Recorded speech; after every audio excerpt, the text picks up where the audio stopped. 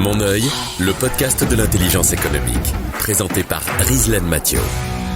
Salut les internautes, mon œil se penche sur le monde de Thierry Lafond, chercheur associé au laboratoire CEREJ, axe intelligence stratégique internationale à l'université de Poitiers.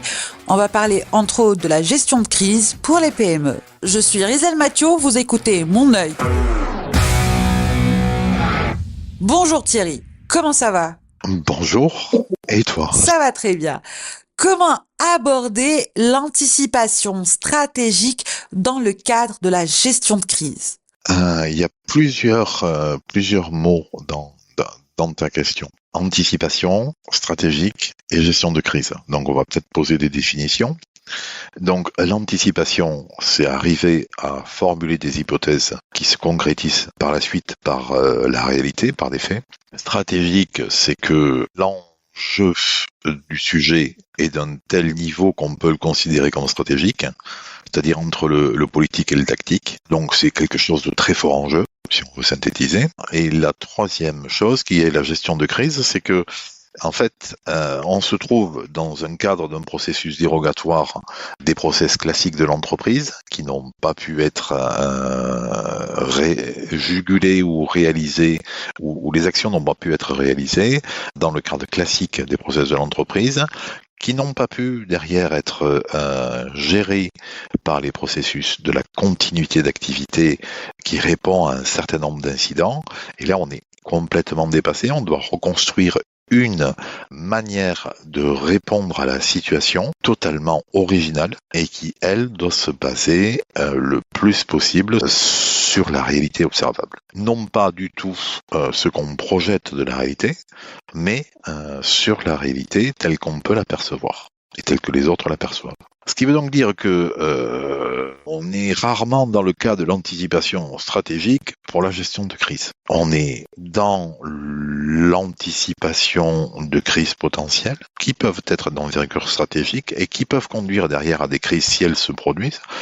On est dans le monitoring de crises qui sont avérées et la gestion de crise elle-même demande une autre type de méthodologie qui permet de s'intéresser aux faits, d'analyser les impacts, d'identifier les parties prenantes, et c'est là que l'IE derrière a une importance primordiale, pour aboutir à un plan d'action. C'est un processus hautement rationnel qui est donc irrigué en amont par le renseignement sur ce qui risque d'arriver et qui, pendant la crise, est appuyé par l'intelligence économique, par un monitoring en permanence de ce que racontent les parties prenantes, la manière dont les parties prenantes s'expriment. Donc vous pouvez capter la parole afin que votre plan d'action soit en réponse ou en anticipation de ce que les parties prenantes attendent de vous, organisation.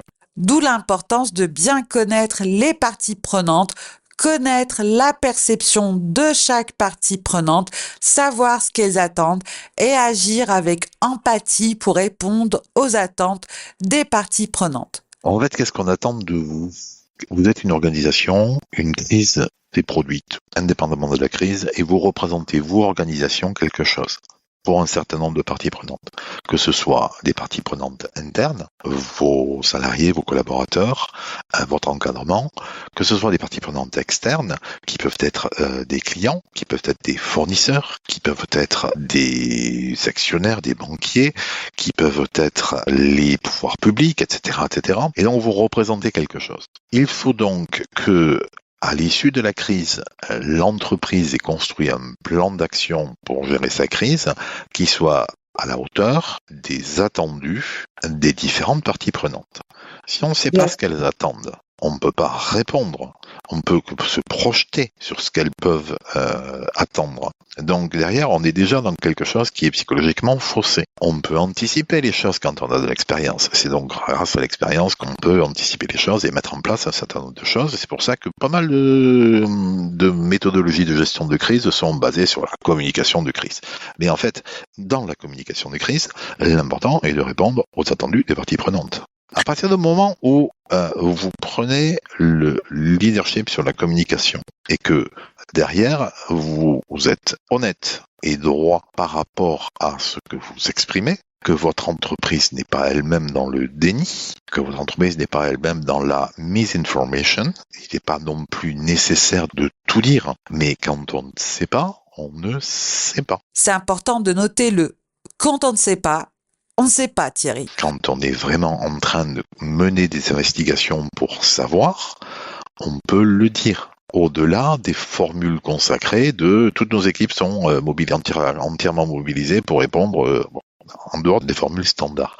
On peut l'exprimer. De très très belles gestions de crise ont été réalisées, par exemple par l'entreprise Leclerc, les hypermarchés, supermarchés et supérettes, sur un retour produit, où derrière, ils ont assumé la responsabilité d'avoir introduit dans le circuit de distribution des produits qui pouvaient avoir des conséquences graves sur la santé de leurs clients. C'est donc quand même leur principale raison d'être qui était atteinte, et ils ont mis en place derrière toute une campagne d'information en tenant le public au courant du taux de retour des produits qui avaient été vendus, avec derrière un encouragement et des remerciements sur l'ensemble de leurs clients qui se sont prêtés au jeu pour ramener les produits et pour relier leur propre communication. Et ça, c'est une gestion de crise réussie.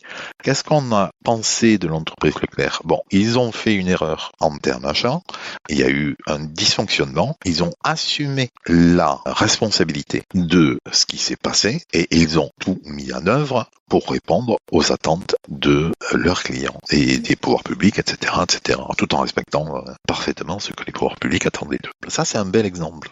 Le contre-exemple qu'on peut avoir, c'est vendre des pizzas qui conduisent au même type de pathologie, dans lequel un certain nombre de vos clients sont décédés, y compris des enfants, et ouvrir un numéro vert dans lequel vous proposez à vos clients des bons de réduction pour en acheter une nouvelle.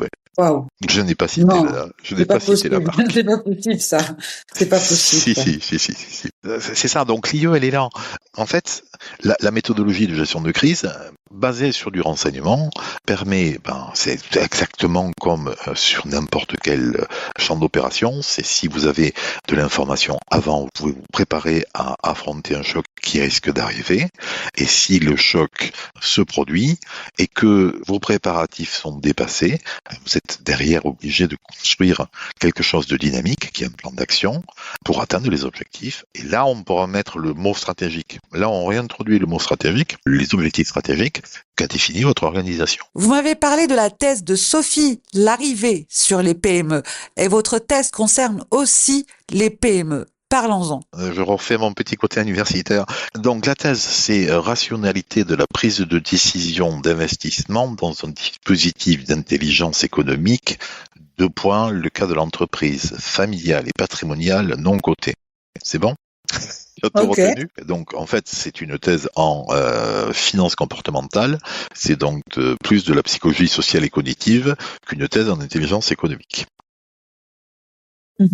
Intéressant. Donc, grâce au fait que j'avais fait un master recherche en finance comportementale pour pouvoir avoir le droit de faire ma thèse, j'ai donc mobilisé ce qui est en fait le Graal de la finance. C'est qu'est-ce qui fait qu'un investisseur investit ou qu'est-ce qui fait qu'un investisseur désinvestit ou n'investit pas. Il y a eu des prix Nobel comme ça qui ont été donnés sur ces thématiques. Par exemple, vous avez les travaux de Kahneman et Tversky, et là, tu dois connaître leurs travaux, sans forcément savoir qu'il y a eu un prix Nobel, et sans savoir non plus que c'est un service de renseignement qui a financé leur thèse. Ce sont les biais émotionnels et cognitifs.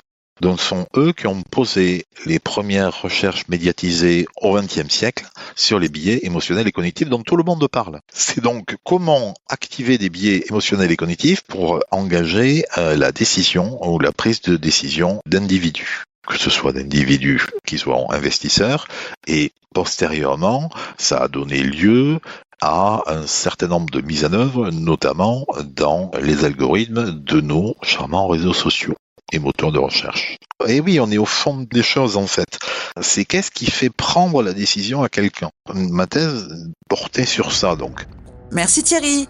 Merci de nous avoir suivis. Si vous avez aimé ce podcast, n'oubliez pas de le liker et de le partager. À bientôt. Ciao, ciao. Mon œil, le podcast de l'intelligence économique, présenté par Rizlen Mathieu.